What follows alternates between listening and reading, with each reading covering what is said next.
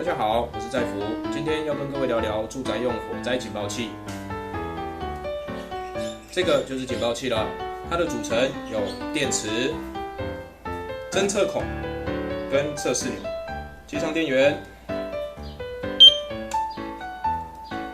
按下测试钮，确认正常后，就可以按照种类的不同，安装在家里面的客厅、卧室、走廊或厨房。增烟式的警报器装在客厅、卧室或走廊，增温式的警报器装在厨房。我们接下来实际操作给大家看。各位可以看到，这个就是所谓的3层独栋透天，里面有门、窗、居室跟楼梯。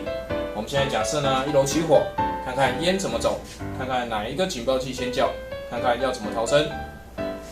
我们现在呢，已经在1楼开始放烟，各位可以看到这些烟呢，立马往1楼的天花板冲。当烟占满了1楼天花板之后呢，也开始沿着楼梯往更高的2楼、3楼移动。接下来我们要花点时间让烟蓄积，充满整个空间，看看究竟是2楼的警报器先叫呢，还是3楼的警报器先叫。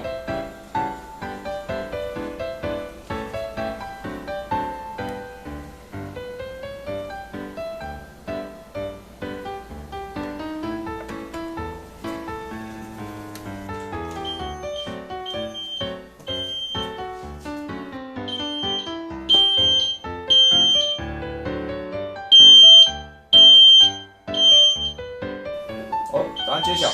结果呢是3楼的警报器先叫。这个实验告诉我们呢，烟会先乘着空气往上窜，冲到顶之后呢，再四面扩散，最后一层一层的向下堆积，先往上走，再水平移动。所以3楼的警报器呢，会比2楼的警报器呢还要早侦测到浓烟，这个就是烟的流动。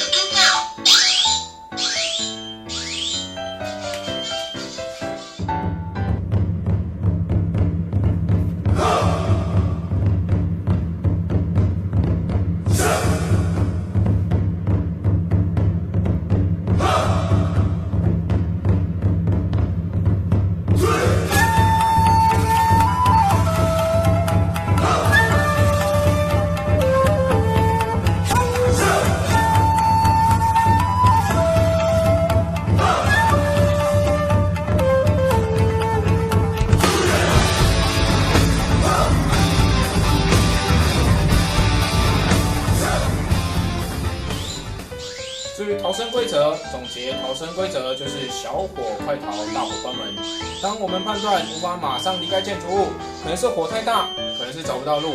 ，A 计划行不通，就要用 B 计划，撤退到有门的房间，然后关门，阻止烟呢继续往我们的房间窜。但是不可以是塑胶门哦，因为太脆弱，带有高热的烟一熏就融掉了。关门之后，接着就要开窗呼救，让消防队知道你的位置，千万不要进入房间后第一时间开窗呼救，否则就会创造一个通道，让烟呢顺势加速窜进房间，叫做烟囱效应。以上呢就是我们针对烟的流动、住宅用火灾警报器以及逃生规则的介绍，谢谢。